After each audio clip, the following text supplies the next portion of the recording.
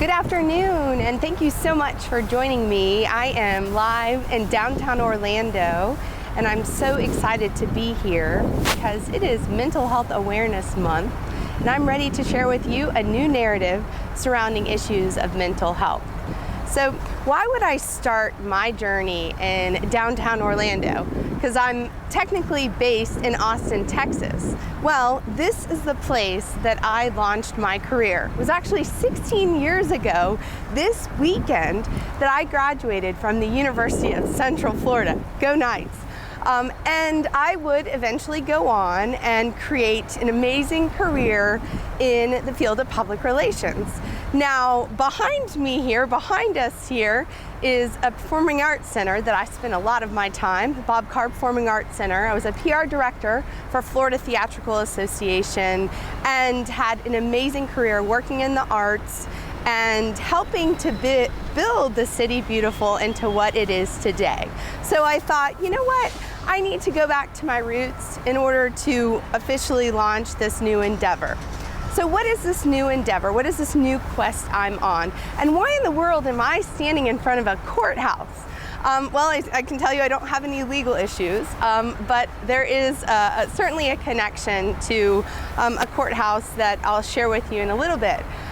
But really honestly, 2 months ago in March, I was given the opportunity of a lifetime to share my story for the first time publicly, how I overcame a lifelong battle with bipolar disorder. Now, I spoke at a major conference in Austin, Texas called South by Southwest Interactive, and I shared on March 13th how I overcame this battle, this internal battle, and then ultimately how I reached a place of peace and self-acceptance. And I'm going to share a little bit of that story with you today and kind of how I reached that place, just so you can get a vision. You can also go to my website, breakdowntobrilliance.com, and there's a video tab, and you can actually watch about 40 minutes of the presentation there. But until then, why don't we just go ahead now and kick it to a clip from my presentation that's connected specifically to why I'm speaking out. Why is sharing this story, this honest, raw, emotional story, so important? Well, let's take a look at the video clip to find out, and then I'll share more. So this is one that I clearly owned, a label I've owned and stepping out. It was funny, a lot of my friends were like, it's kind of like your coming out party today. I was like, well, I'm not gay, but yeah, sure, all right. But no, I think it's okay to own this label but not be defined by it. And by sharing my story, other people feel more comfortable. Like last night, I got a lift home, and the lady that I shared the ride with, just after I told her what I was doing here, she was like, oh, I suffer from chronic depression. And she tells me her story, and then she leaves. My driver's like, I suffer from depression too. I don't really know how to deal with my emotions. And he's going, by the time we get out of the car, he comes around, he hugs me. He's like, thank you so much for talking. I mean, it's just those little moments when, boom, you know, owning it, telling your story, but not being defined by it, it makes all the difference in the world. It gives people the courage to come forward.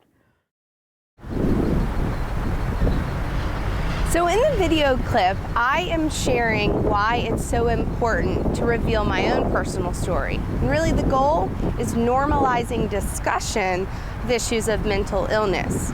I've found that when I've shared my story and I've been honest and authentic in my journey with others, they feel comfortable and ultimately reveal theirs. And in a way, there's this feeling of being set free. It's like, you know, you take off the mask and you let the truth hang out, and others feel a sense of connection and comfort and really, honestly, a sense of trust. And that's really the goal here. I think by being real with you, you're going to obviously get to know the facts of the situation, but then also realize that in this very taboo subject matter, there's certainly a great amount of controversy and a great amount of stigma associated with it. So speaking of stigma, I want you to know that it was 2008 when I started to go on what I called my own personal self-discovery quest, to really dig deep into my being, to understand issues that perhaps I hadn't ever addressed. And what I would discover in actually Ireland, where my heritage originated, I would discover that the missing link of my life was not having connection with my biological father. So I was inspired by that visit to Ireland to eventually get in touch and find my biological father. And would you believe we were reunited in the spring of 2009 after 26 years of separation. Now that's a person's entire lifetime. So 26 years of separation, and what would happen to me as an individual is that it took a toll on my psyche. And I didn't realize that what would eventually happen to me in the summer of 2009, I would go into my first major episode with what I would eventually learn was bipolar disorder.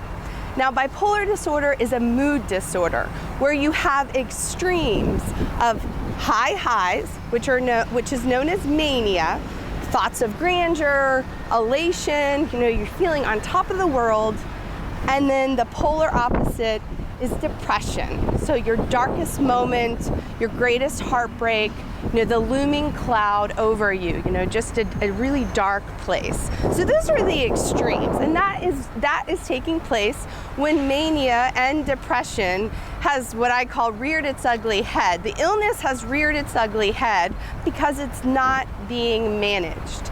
And so what I would discover in the fall of 2009 was that I had a proper diagnosis of bipolar disorder and that I would have to make lifestyle changes. I'd have to take medication every day. I'd have to consider changing my career.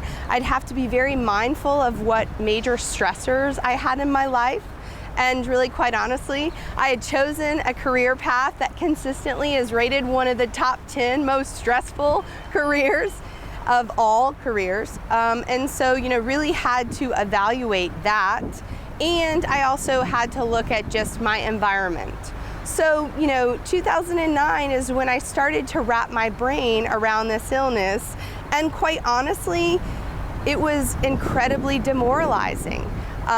Everything that I had read about bipolar disorder, or even my peers, my students, my colleagues, individuals that had no clue that I had bipolar disorder would use the term bipolar like an adjective.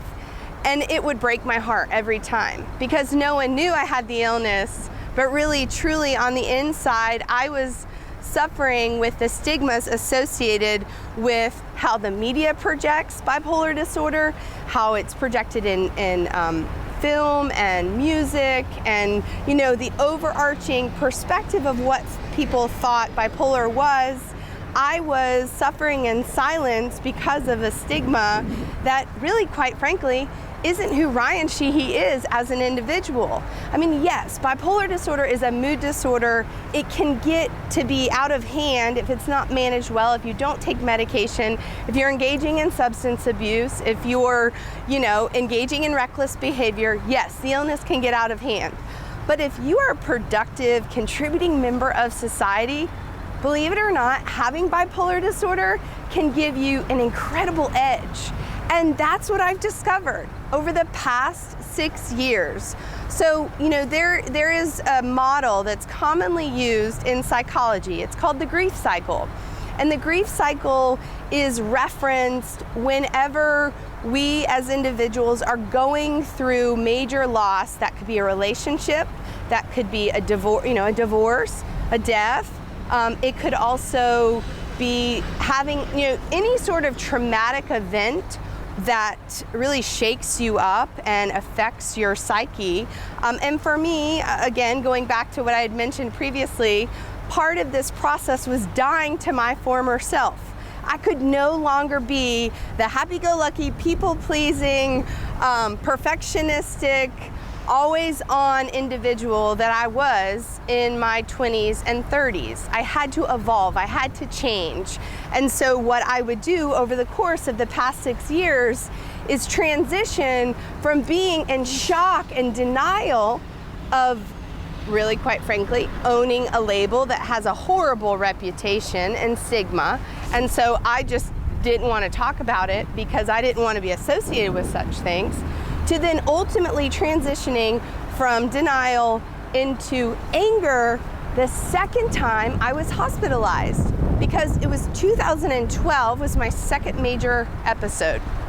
The second time I went into a hospital. And what I would discover over the course of that time is that I cannot go without my medication. I have to be incredibly careful in making sure not only I have my meds, but I also have proper sleep.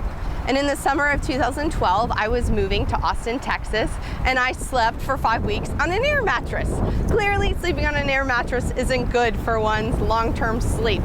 And it affected me greatly, and it ultimately led me into another episode. Well, quite frankly, when I got out of the hospital that year, I was angry, I was frustrated. I, just didn't want to face the fact that this was what I would discover to be a chronic mental illness. And in my mind, and all that I've learned and all that I had studied in myself, I had thought that if I could physically get to my perfect BMI, my body mass index, which, just so you guys know, I'm 5'10", I should weigh 174 pounds at my BMI. And that may sound like a lot of weight, but for being 5'10", for my structure, that is my BMI. And I would obsess about getting to that BMI, and in order to somehow prove to the world that I was well, that I was fit. Would you believe that every single time I've gone into the hospital, I've been at my BMI? And for me, it took 6 years of very intense reflection to realize, yes, physical health makes an amazing difference in my wellness, in my confidence, in having focus. But physical health and being fit and taking care of yourself is one part of a bigger puzzle piece.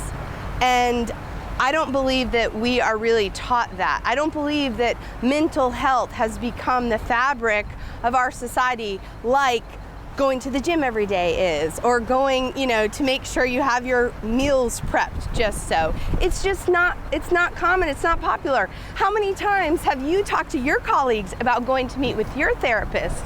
Is that a point of discussion at the dinner table? Do you address your issues that you are handling behind closed door among your peers? No, because it's taboo. It's not what people normally talk about. And really, quite honestly, that's why I'm here. And for me, it was journeying through that grief cycle, dying to my former self in order to make peace, and to really, at this point now, I'm savoring in self-acceptance. I accept who I am am proud of all I've overcome and all that I've accomplished. But like I said, my narrative is breakdown to brilliance. Breakdown to brilliance is accepting the fact that I am one of 5 individuals in the United States who experience a mental illness. And although in my DNA and bloodline, that's just, I call it an invisible illness. It's an invisible illness that exists within me. But if I manage it well, I can live and thrive and have a successful life and career. And like I said, I think having bipolar disorder has given me an edge in my creativity, in my problem solving, in my empathy for working with others, that I have a huge heart for serving. Specifically, I do work with the homeless. I've worked with college students. I know it's because of my bipolar disorder that I'm able to channel those feelings and emotions for a greater good. So what's next? Why am I in front of a courthouse today, okay? Well, next week, Wednesday, May 11th, I will be in Ocala, Florida at the Marion County Judicial Center, and I'll be speaking to the Mental Health Court. Mental Health Court is a part of the public court system for individuals that are going through court proceeding and they suffer from a mental illness. And so they are in a way, being advocated on behalf in the system. So I'm speaking with the coordinators of mental health court in Marion County, and I'm also speaking to the Public Defenders Association of Marion County. And from what I've learned, all the attorneys in Marion County have also been invited. So I'm speaking to a very specific group of individuals that have made it their life's calling to help their clients, many of which may suffer with mental illness too. And again, it goes back to normalizing conversation. I'm gonna go in that room with all these powerful attorneys and judges and individuals that have illustrious careers on the surface. You know, they have big images to maintain, just like I had an image to maintain for many years. But really, I'm gonna speak to their hearts and sharing my story and hopefully creating a greater sense of empathy and compassion for the clients they're serving, and knowing that if they can get them a break in the system, if they can help them get into a treatment program. I mean, mental health is more than just having bipolar disorder or depression. Illness, one of the strongest, most prevalent illnesses today is addiction, and no one's really talking about it. I mean, I know people are talking about it, but in the mainstream, addiction is highly prevalent, whether it's alcohol or drugs, you name it. But addiction, you know, in some individuals can be what's called a dual diagnosis. So it's a co-occurring condition. So you're experiencing bipolar disorder, let's say, for example, use my illness, experience bipolar disorder, and as a result of, let's say, someone's having a depressed episode, and they're not taking medication, they've never even been given medication, they don't even know they have bipolar disorder. So they abuse substance, they drink alcohol, they smoke marijuana. It helps them really honestly level out their illness. You probably hear it commonly referred to as self-medication. They self-medicate. And that's what a lot of individuals are doing today. They self-medicate. They're not going and getting treatment. They don't have the resources to do so. So some people, you know, they have a health insurance plan, they work for an employer, they have a health insurance plan, they can see a psychiatrist or psychologist, they can get on a prescription, but there are millions of individuals in America and beyond that don't have access to the resources to go and get a proper diagnosis. Like I said, it was 2009, I was 32 years old. I had lived my life to the max at 32.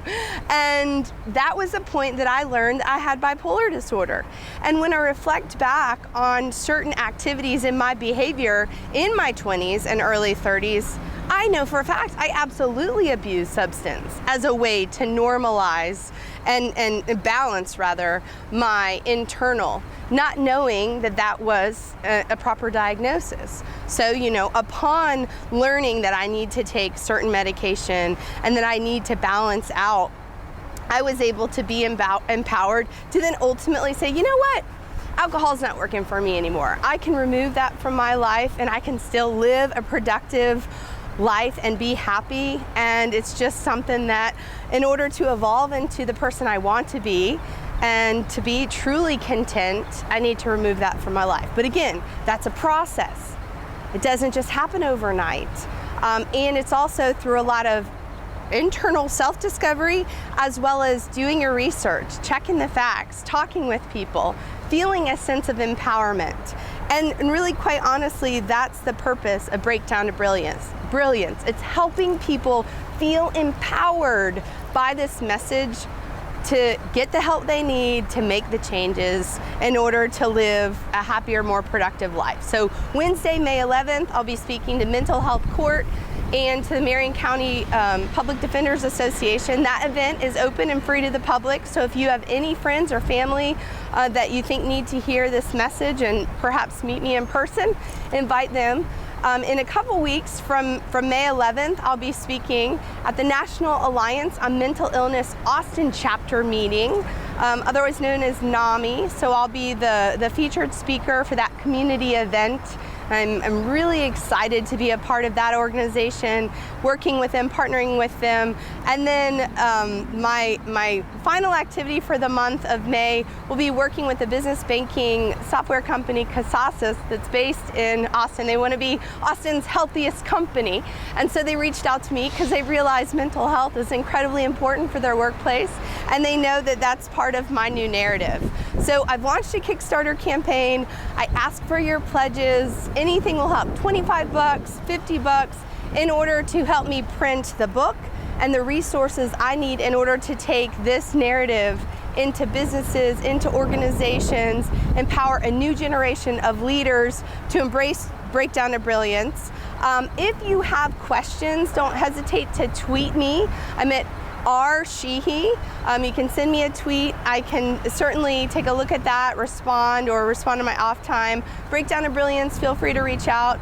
I especially want to thank today Migo Media, which is a new service that is part of Media Source Imagery. They're a long-term partner of mine, worked together on many projects. Migo Media's live web streaming service. So obviously you're a recipient of this information right now, but there's a whole production going on behind me that's pretty fascinating, and I'm just thrilled to be a part of it. I thank you so much for joining me today. Mental health is so important. It should be our top priority in today's society. If we can get our mental health right, all the other issues are going to fall into place. I guarantee it. But we have to make it a priority. So I ask for your pledge on my Kickstarter. Go to kickstarter.com, type in Ryan Sheehy. You'll see the Breakdown to Brilliance. You can go to my website. And this is just the beginning, and I look forward to staying connected with you.